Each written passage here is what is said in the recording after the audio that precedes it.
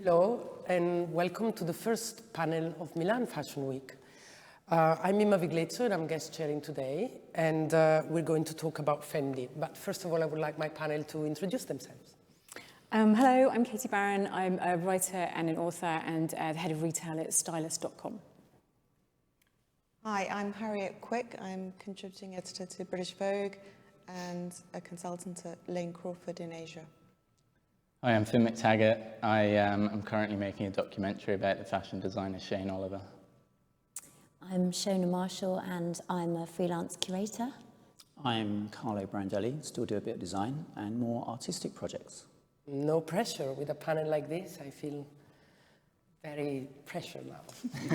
Anyway, Fendi, before going into the show that has already taken place, so probably many people have seen it already, I would like to talk about a little bit what happened with Fendi in the past 20 years, but in 3 words, don't worry.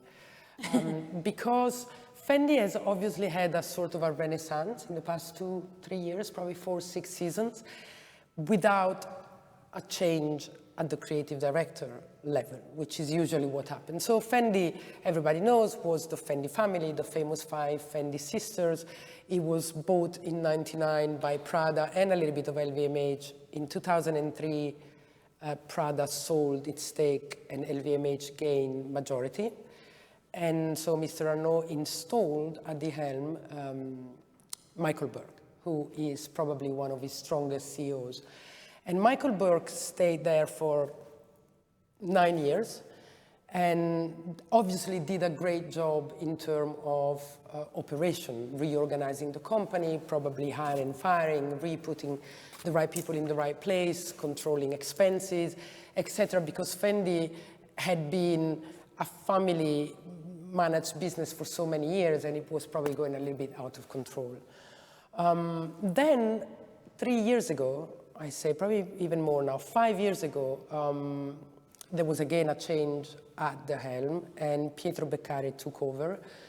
And it's when suddenly, the company was already growing because Burke did obviously a good job, but suddenly Fendi became cool again. So my first topic of discussion for you guys is it obviously can happen that a company is turned around without a change in the creative direction. So it's always Karl Lagerfeld with Silvia Venturini Fendi. But suddenly there is a big change in the perception that we have about the coolness of Fendi again. Who wants to help me? Shall I start? Yes. I think something that Fendi's done that's quite interesting is that they've kind of had this combination of being almost slightly self-deprecating, not with them necessarily in terms of them as a brand, but in terms of luxury and the perception of luxury. This kind of use of humour on the one hand, acknowledging, you have this incredible craftsmanship on one hand, but the humour on the other, to try and pitch themselves as someone that has a youth angle as well, but without kind of jettisoning all the things they're famous for in terms of innovation. You know, if you look at some of the places they've gone, it's interesting that you'll see like the arcade concept that they created at Harriet's that was kind of very useful. The F for Fendi platform, which I'm slightly dubious about because there's something that feels a bit kind of, like a marketeer's paradise. We'll have freaks and funny faces on it, which just seems a bit like, really? But nevertheless, I think it's interesting that they're kind of doing that. On the other hand, all the kind of cultural regeneration that they're involved with and sort of their support for innovation in that way. So I think it's interesting that they're starting to realise that you can be a brand now and have multiple identities in a way. With the same creative director. So do we think that a new manager can infuse this to the same people that design? Or maybe the team has changed and we don't know? Maybe it's a recalibration of what people are doing. And also they've got that magnificent new HQ outside Rome. So you're maybe bringing together all the different departments and you get a different chemistry in a studio. Also, I think with the influence of Chaos. I wanted who have been working Chaos, there under Carl, behind the scenes with Sylvia. And I think that has really made a footprint, and doing things like resort collections, which they weren't doing before, focusing down the product. And you had all the fun and joy as you're talking about, like the bug bag, Yeah, the it's peekaboo bag, an incredible all the different success. components that you can switch it's in a and kind of switch loosening out. up. It's almost taking the kind of, the It's campaigns little with gimmicks, Cara. actually. It's little accessories that... But what's interesting, they don't seem too gimmicky to me. You know, not No, gimmicky that's in what a I was negative gonna say. sense. It's They good to seem me. like... Me a little bit, no? What I think they're enjoy just about joyful. it, what I enjoy about it is there's some among kind of a lot of luxury brands who are kind of so desperate to appeal to youth and doing everything they possibly can to try and look like they're a young brand, even though their DNA is of a luxury house. There is something about the last 2 or 3 collections of Fendi that felt like at least they were trying to hold on to this idea of luxury, which I actually think is quite inherently appealing to young people as a kind of aspirational thing. Yeah. And I think we've really lost that at the moment with a lot of luxury houses thinking they have to make cheap t-shirts. Yeah, because I think They they are desperate to appeal to young people. I mean, the Gigi... But I think the in- Bella, Yeah, no, I agree. And this F is for Fendi thing, I think, is everywhere. trash. But I think what was really good to me about something like the baguette was that Sylvia really led the consumer to it. And what a lot of luxury brands seem to be doing now is following their consumer and being one step behind them. Yeah. And having a consumer that's ready to come into a store, knowing what they want rather than telling them what they want. Yeah, because I think there's that sense of kind of the whole customization culture has created this kind of "we'll do it your way," which almost leaves you as a brand to have no authority whatsoever. But I think you're right. You know, a lot of people said that, you know, that's, you know, potentially the biggest it bag. And yet everyone said, you know, that's not really going to work. That's not what people want. And she was like, well, I think it's great. And then other people will buy into that as well. And there's that sense of being a visionary. Baguette also was totally launched by Sex in the City. So it was the beginning of the big hit on television. I mean, it was the fashion show on television every week. The baguette, don't get me wrong, I have one and I cherish it from the time, but had a lot of help from your Carrie days. The hit on TV. So it's true that everybody was telling her, this is not the kind of bag that you can sell now, bags are big, whatever, and they went against that. But it's also true that it was picked up at the right time. So I'm not taking anything away from the merit, but there was a little bit of luck. But Carrie also has exceptional taste on that show, I would say. True.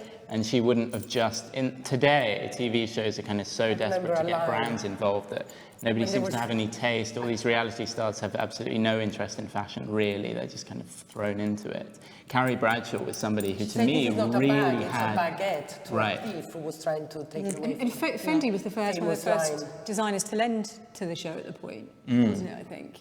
Don't you think that's a bit about, you know, where you were asking, Karl Lagerfeld has presided over all of this happening, but it is the strength of the teams around him. So that's the communications team thinking, how can we get this to be a part of popular culture or on the television? Like, I wonder who sort of had that idea and sat there. Do you know what? It's funny because I always wonder, like when I think back to Karl Lagerfeld doing like the H&M collection. Possibly it was his idea. Possibly it is, because there is that kind of cartoonish, like there's a slight Jeff Koons element to Karl Lagerfeld, I always think. Somebody that's actually partly in love with populist culture, that has no shame. Like, you know, there was that brilliant Net-a-Porter video where it was Karl Lagerfeld interviewing himself. He's not afraid to be self-deprecating. But I think actually that Karl is not really presiding over the whole image of Fendi like he does for Chanel. Of course he does the ready-to-wear, but I think... Which is why Chanel is a bit more tacky. Sylvia is very much involved with the accessories, and she has Marco De Vincenzo designing with her.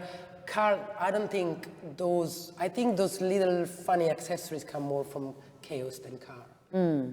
Which, you know, they're very much linked. But I think that's part of the smarts of it, isn't it? You know, if you're going to be a creative director of a brand like that, it's knowing who to collaborate with and also when to collaborate with them. I think, you know, pitching things at the right time, you know, I think it's all about the timing with these things. That's why I go back to the fact that I think the management probably has a role much more than it's usually acknowledged. Carlo, you're very quiet. I was listening to my co-panelists.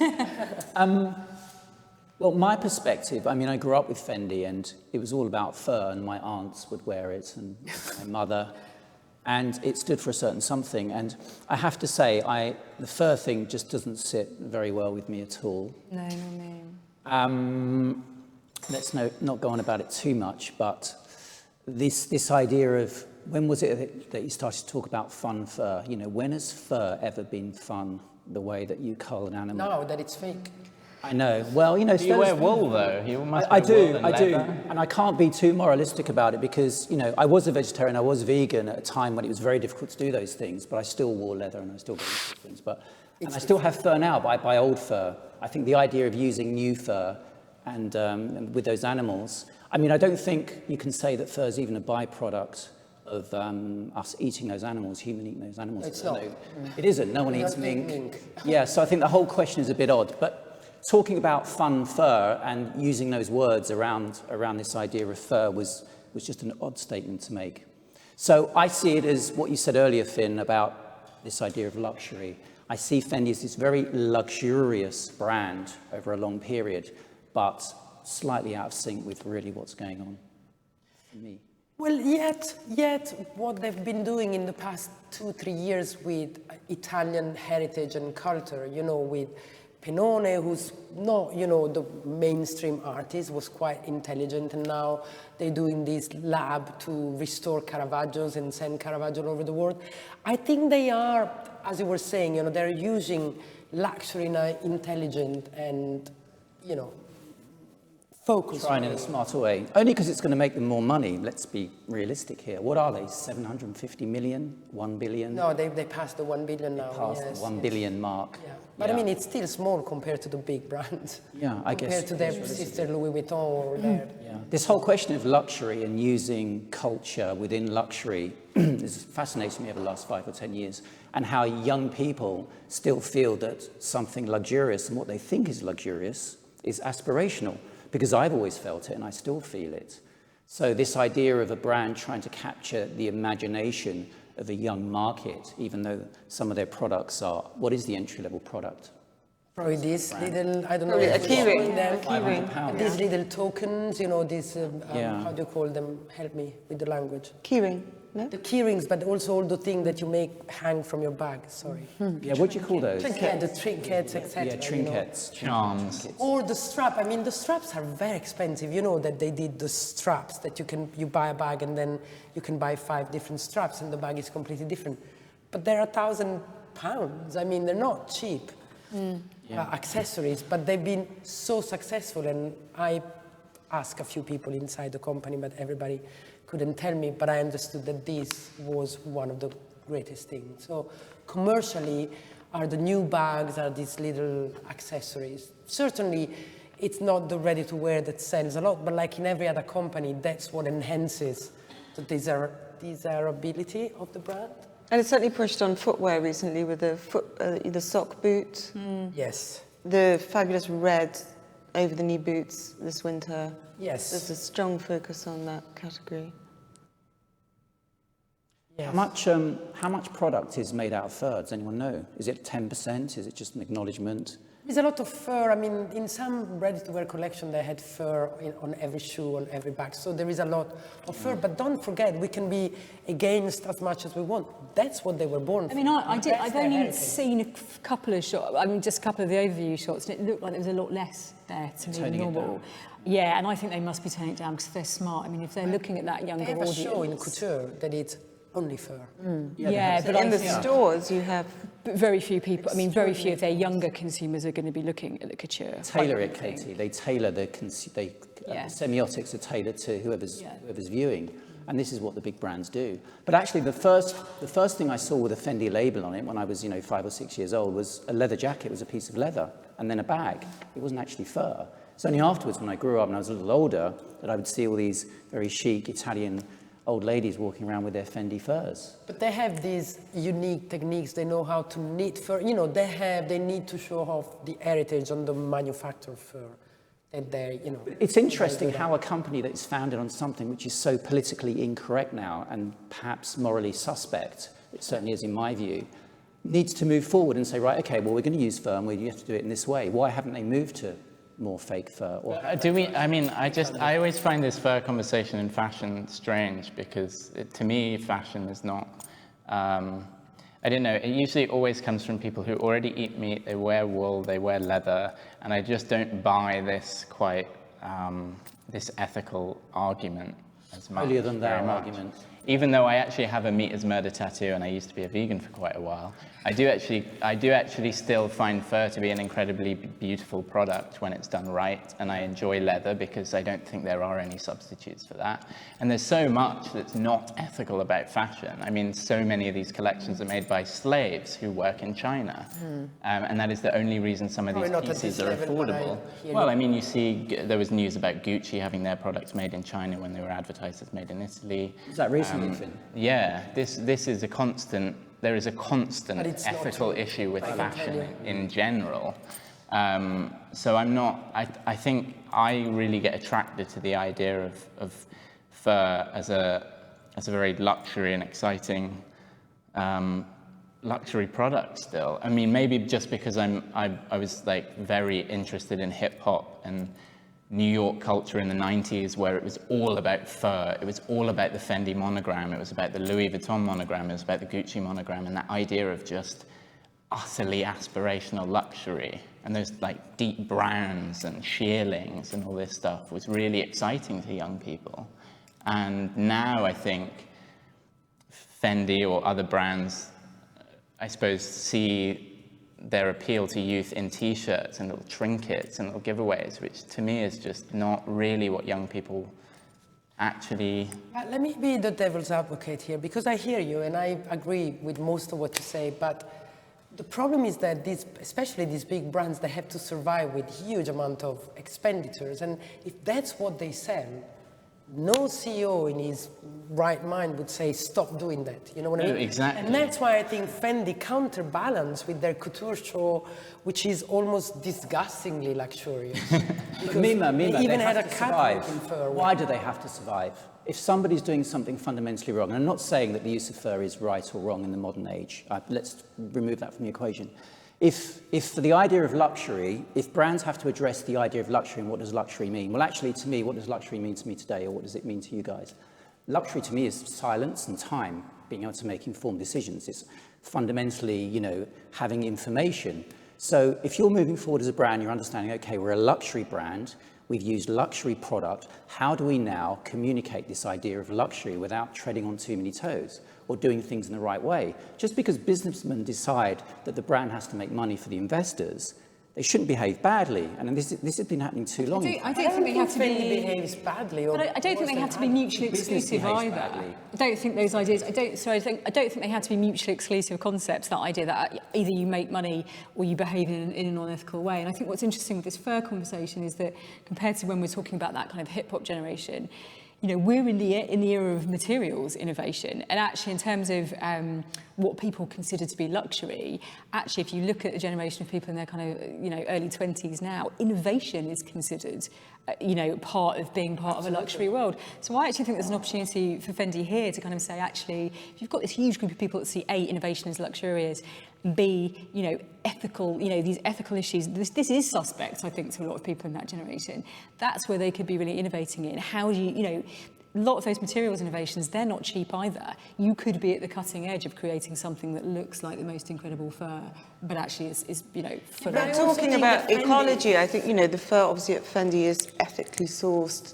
It's got the environmental footprint down. Fake fur has the worst story because quite damaging. But I think it doesn't biodegrade. But that's what I mean in terms of it's innovation. a complex there must be a argument. way to kind of start But looking Fendi at cannot do fake fur. I mean, they better not do fur at all if it becomes But I don't a see problem. why not. Why not? I don't because see they why not. I invented think fur. if you've got people creating They can amazing... reinvent it then, can't they? If you're making amazing But I fake need- meat, why not make amazing fake fur? Okay, I don't want this panel to become a discussion about the ethics of fur, even if it's interesting that you bring it up. But I do think that if a company like that it's past the 1 billion threshold and it's growing, and they continue doing that much fur, probably it sells. So, Carlo, I agree with you in many things, but if you have a group that is worth X gazillion and you are floating on the stock exchange, you have to give back gains. And so you can't close Fendi just because fur it's unethical. No, not closing it. I'm saying if it doesn't survive because it's not doing something relevant or it's doing something that too many people feel is fundamentally incorrect behaviour, then if the sales start to drop and they don't adapt, as Katie said, they don't use innovation. So no, I know, because humanity, well, these brands are a reflection of how humanity behaves. But there are two fundamental things here. You know, we're all creative people. There is creation, creativity, and innovation, and then there is business, which is about survival. You know, business doesn't actually make anything. It trades off what has been made. And I can say that as designer, because I've had difficult times with many businessmen, as I'm sure you all have. So these are two very, very fundamental things. If we just judge it on design ethos and the purity of what the idea is, fine. But if you look at the whole ethics and the whole system behind it, the whole thing for me just falls down very I do totally agree. It's not enough for brands these days to say, in this political climate, you know, cultural climate, to say, well, we'll keep doing things that make money because they make money right now. You have to lead, and if you can't lead in luxury fashion, where can you? I agree. Yeah. I agree, but I think, I mean, and I love this discussion, but it's, I mean, we can decide this is the discussion of today, but that's, Let's that's review a the very show. deep discussion, and you know what I mean? And I'm very passionate Should we about go it. to another question? Well, no, I don't need to Look at the collection. Let's look at the I collection. think we should look at Should the we lighten this show up? and maybe talk a little bit about the clothes and the collection and the art around this, and let's take it from there. Can we look at the show? I think that's it. Not even drinking. Amazing. I mean, there was this, in terms of like new fabrications and like the techniques that go on, there's been this like printed, almost transparent Anoraki type material that comes up in this show that was also in the men's show, which I really loved, that looks, I suppose, like a brand new fabrication, but still has all the signatures of luxury that you'd want to see.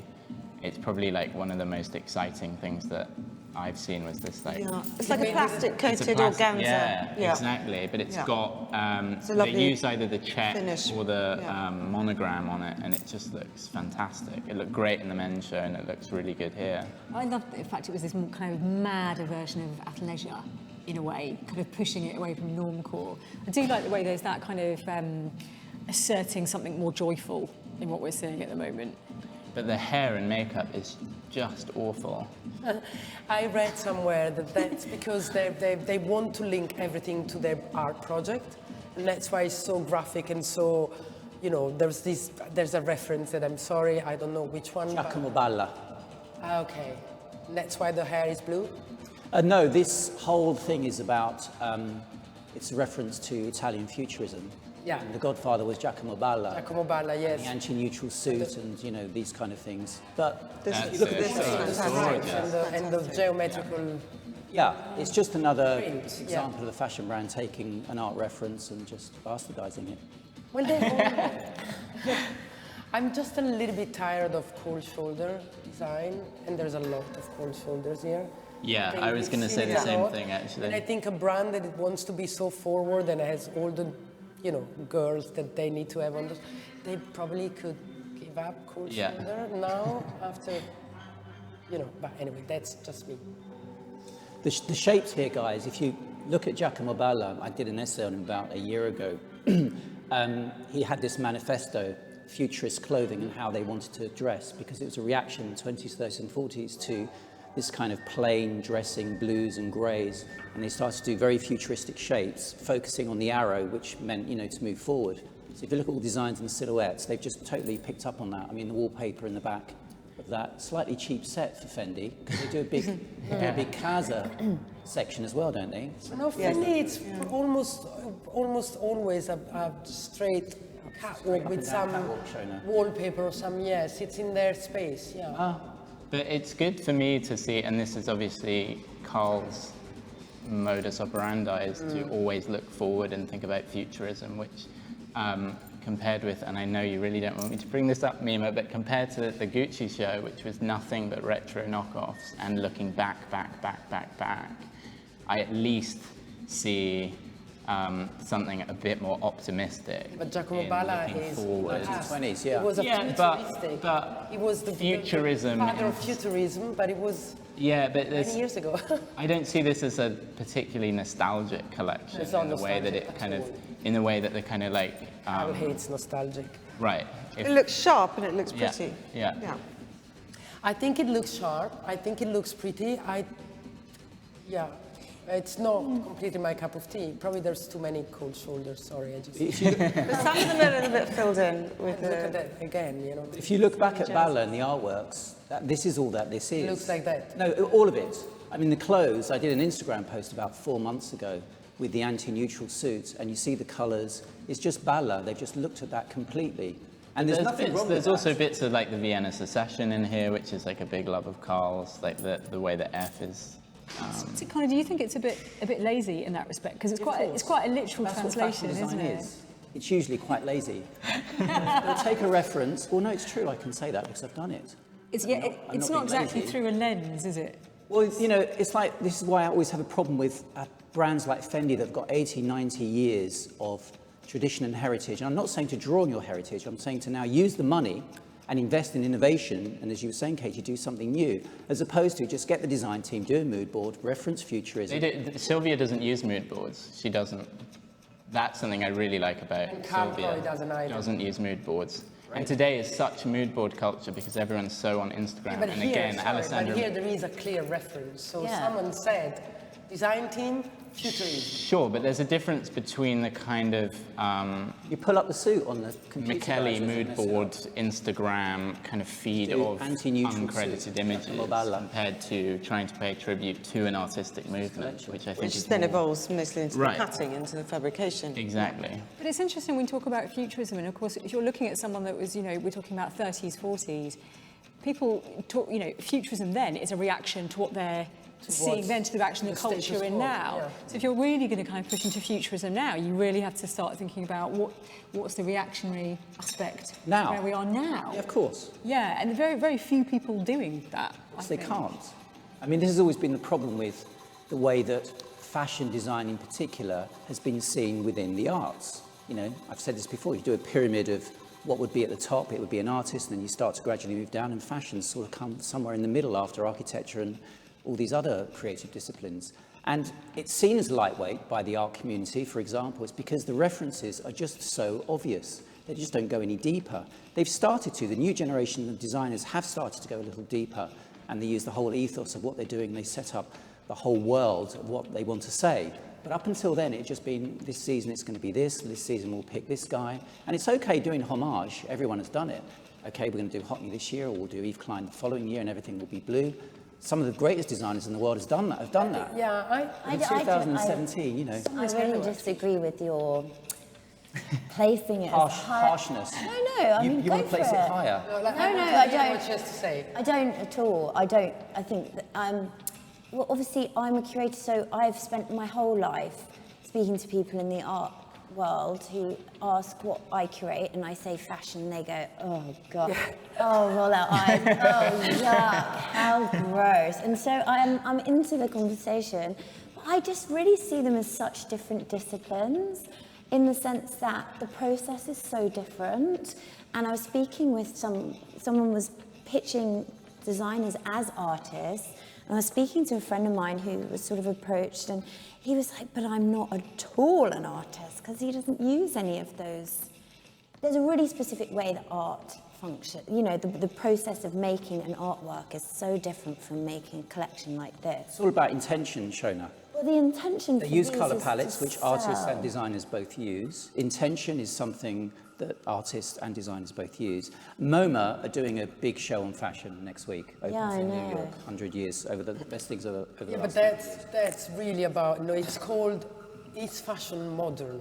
Okay, but there was which is very interesting. Yeah. That's an homage to a show in the 40s, isn't it? They did, which was called Our Clothes Modern. Exactly. Our Clothes Modern. So it's a sort of very conceptual, curatorial thing where they've kind of looked at what they did in the 40s and applied it to the now, and it's super exciting. They've commissioned some really nice things, but I think, honestly, I think that I was so intrigued by you talking about the references behind this collection, because how often would you go into a Fendi shop as a consumer, as the young, or being aspirational, and get any of that? So, I mean, a lot of what I do is to say I was doing a retrospective on Fendi. It would be to tease and pull out what the most interesting stories behind those things were and bring them to the fore. But so often they're completely lost. So I don't know. I don't have any conclusion on that. But that's the problem with many other brands. You know, they give you a vision, a strong vision on the catwalk, and then you don't see it in the store. Contrary to Gucci, where it's exactly the same thing, which I think it's quite honest. You know? Well, the interesting thing about the Gucci store is that even though there's been this so-called youth revolution around it, I remember going into the Paris store, I guess a couple seasons ago, with a few black friends of mine, and we were just followed the entire way through the store by security. There is an illusion of being diverse and being interested in youth and being progressive brands that's going on at luxury houses. But I see it very cynically when there hasn't been any real structural change that goes on within the industry or within these groups that actually allows young people or new ideas or voices in. It's very easy to do it on the surface these days. Instagram is the perfect platform for pretending you're interested in this stuff. I think Gucci's incredibly gun for hire in that respect. You know, let's who's got the most followers on Instagram? Oh, but we'll do it from regional places, so we'll make sure we hit those marks as well. I find Gucci quite inauthentic in that way, actually. And of course, everyone's trying to follow them. I'm sure Fendi is sort of desperately trying to work out how they can crack that, what Gucci has done, because they're making tons of money. Everybody is. Everyone is trying to follow that. Understand what are we going to do to create that revolution. I think what I love about Fendi is that they are doing it little by little. And as I was saying at the beginning, it's a process that starts from within. It's quite organic. And do I like it or not, this collection? That doesn't matter really. But what I think is that they are writing a sort of a signature. So I start recognizing a Fendi style in clothing. And for me, that's part of what fashion should be. You look at me like you disagree. No, I don't at all. And it's the bigger machine alongside the fur is obviously the bags. And they've got how many shoes, new models here? And the accessories. 3 new models on this catwalk. Who was that? Cara Gerber? The bags. Oh, models. 3 new, yeah. Sorry. I can even tell you which one. The handbag models. So they're launching a bag called the Mon Trésor, a mini bucket presented in luxurious bucket I like. leather. Yeah. That one. Yeah. The new runaway tote in transparent tartan mesh with rounded rattan handles. What's rattan? Raffia. Wood, Rattan. like a woven wood.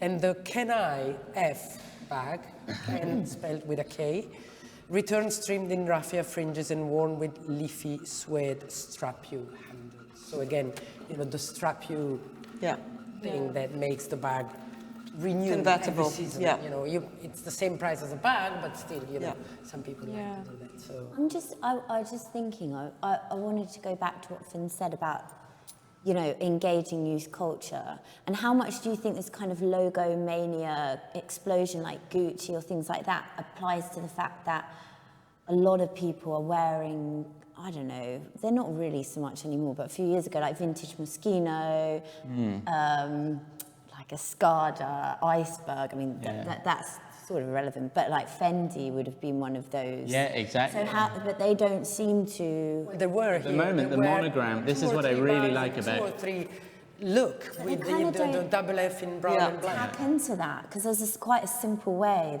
I would have thought, marketing, I'm not a marketeer, but you know, to tap into making that part of that culture. Well, what I've liked about the past, and particularly the previous men's season to this one, is that they really made that monogram, that double F look, really desirable, and it was incorporated in a way that wasn't simply graffiti font. I mean, how many times do you have to see a luxury brand using a kind of graffiti font to appeal to youth? It's so embarrassing. Or some kind of... No, I don't. I mean, we always have this kind of conversation is that, oh, but it sells, it sells. I really, again, would go back to the first point I made. You have to lead the consumer. It is really not democratic, as people think it is, to follow the consumer, because you just end up on a race to the bottom. And I think that's what we're seeing in fashion now, is just a constant race to the lowest common denominator. And consumers, I think, are desperate for something where they walk into a store, they have no idea what they went in there for, and they see something and they finally go, oh my God, I have to have it. And I don't think that exists now. They see stuff online previously, they price comparison things, which again pushes wages down even further. And then they go in knowing exactly what they want to buy. So what do you want to do, change the system completely? Well, there's a lot of talk about changing the system, and this is what I find so difficult, is that a lot of brands have come along and people say, oh, it's a new system, we're revolutionizing the system, there's this youth revolution, and it's a facade. I don't see that really happening in the kind of design that happens. I mean, you used to get, if you think of the last most kind of important creative moment we had in fashion, Margiela and Helmut Lang, the only reason Margiela really existed was because he had a business partner that just was utterly convinced in the product and would continue to take risks to make sure that it happened. Com as well, you know, Com only exists because the minimum wage in the 80s in Japan was enough that people could actually afford to buy those clothes, even though editors in Paris were saying, why would you want to look like you're homeless, all this kind of thing. They didn't believe in it. Those were really important cultural moments, and that existed because it was about leading the consumer, and there were people there that were interested in taking risks that would last because they were creative and they were powerful, not because they just thought it was the easiest thing to sell next week. On that note, I think that's where you've got people being, like Ralph Simmons that did the really interesting collection with Ruby Sterling, where it was they had the website in the name of, and actually it was about just selling things in a staggered fashion. So actually you'd have a collection that would go up and you'd have kind of one piece a week or two pieces a week. Yeah.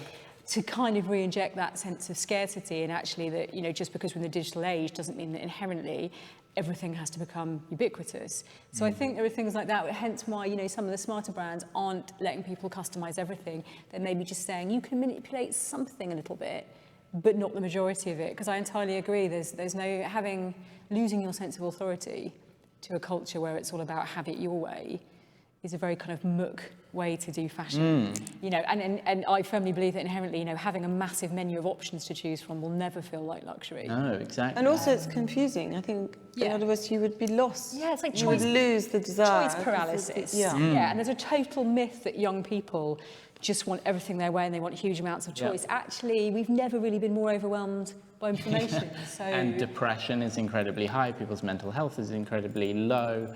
I don't think people are happier now with all this surface idea of choice. Actually, what makes people happy is some kind of long-standing relationship with a brand where they feel like they are being helped to really understand their own taste. And that takes time. Taste takes time to build up. It's about knowledge. It's not about surface, you know, acquisition of immediate symbols and immediate gratification.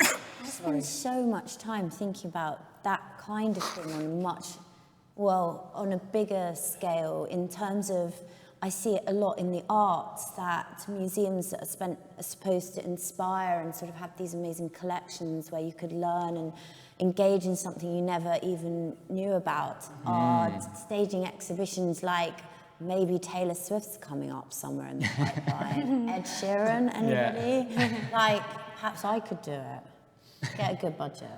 But I think that kind of idea of like giving the people what they want is across the board music. It's such a strange time, and I just wanted to say it because I think it's really interesting what you're saying, because it's such a big thing. There's just so much has shifted, but then again, so much has stayed the same in the I think foundation. So much looks like it's shifted, but I think we're looking at the identical system. You know, there's a lot of talk.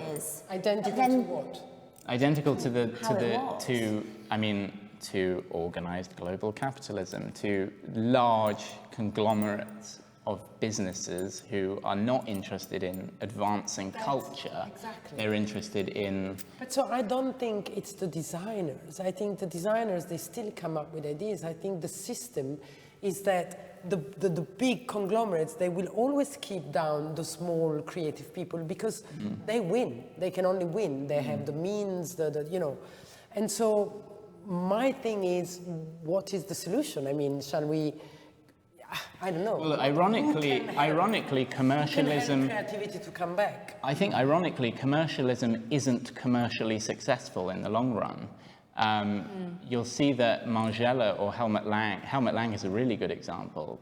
You know, after the commercialization of Helmut Lang, it is not making nearly as much money as when Helmut Lang was at the helm. So when these brands get taken over and turn into businesses, they become kind of hollow shells of themselves, which don't actually even make as much money as when they were exciting, creative places. Yeah, well, so there are some examples that do, but... Why did the designers give their brands up then? I mean, Helmut Lang is so righteous, why did he give it up and sell out for the 20 million he got? I wouldn't be in a position to answer that question. I mean, he was exhausted and tired.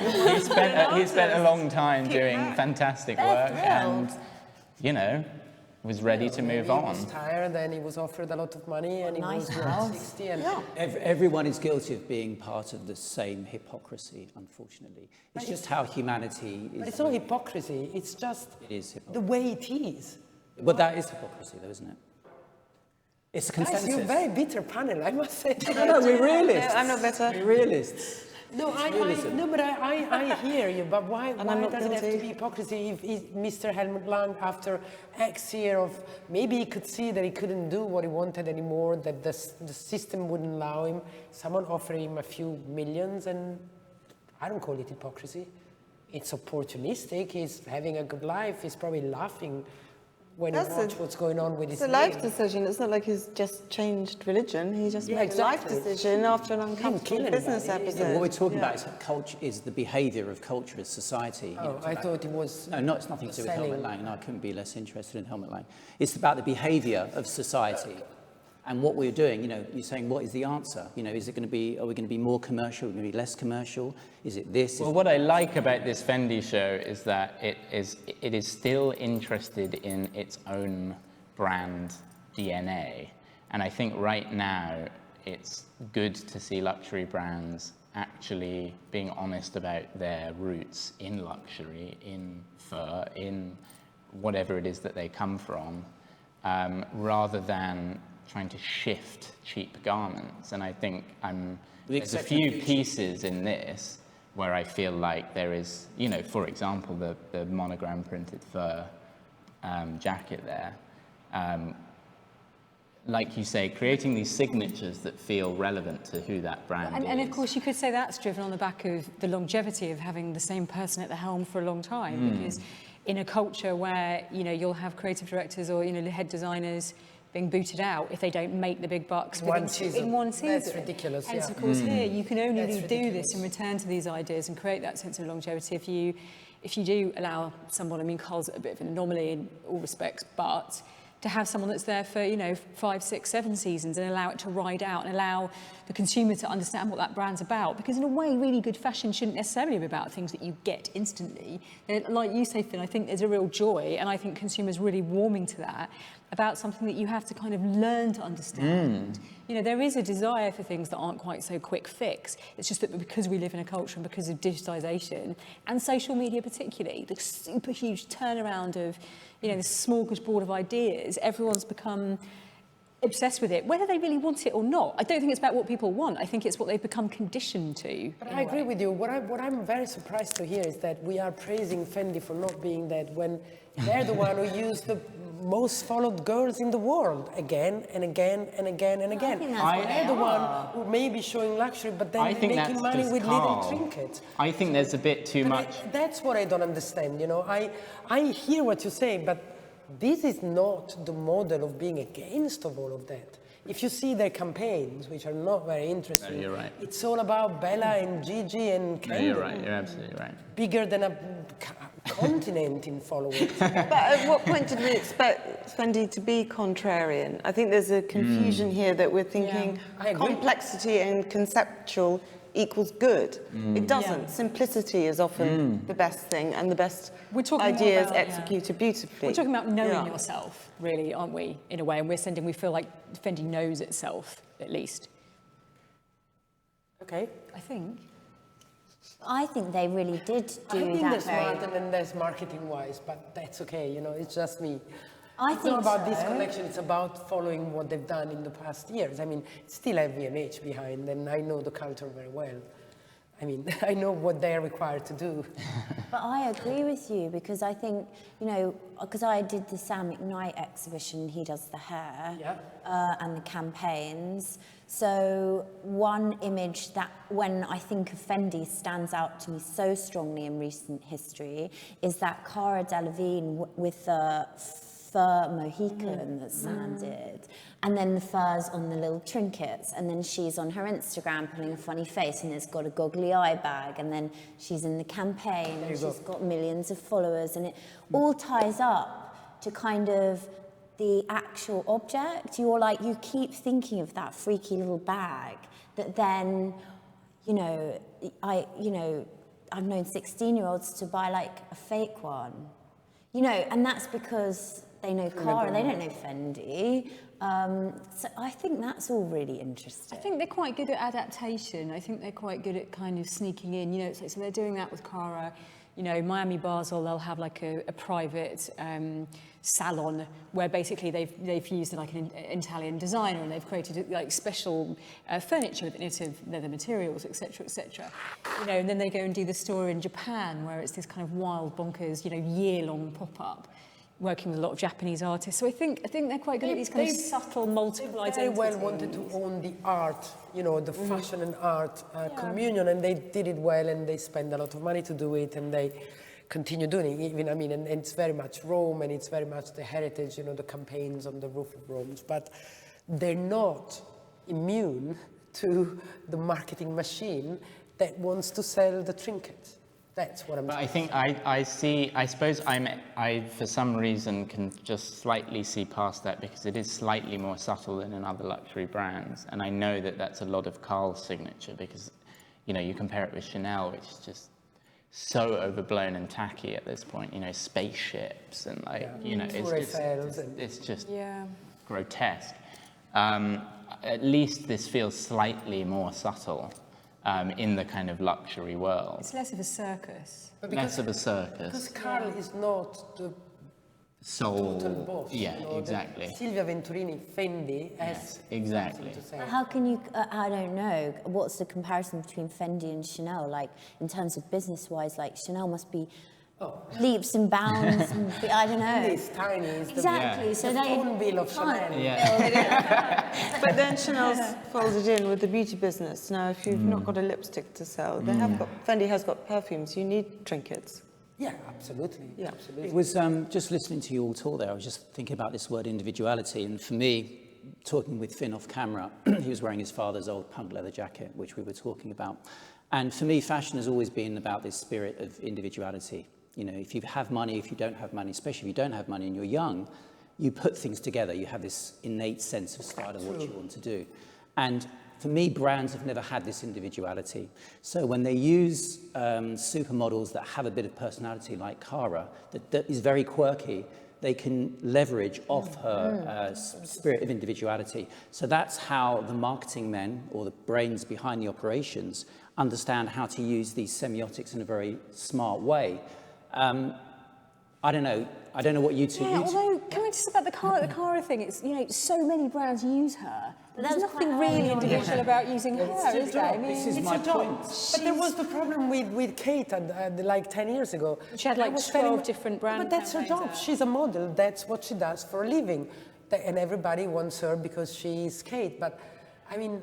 but as a statement, if everybody was using the same old woman to make a statement like we, and it was the same, it's like weird, but model. I think it's not anymore. I think it's about creating. I think it's about creating an incredibly desirable product, sometimes often by accident, that can just take off.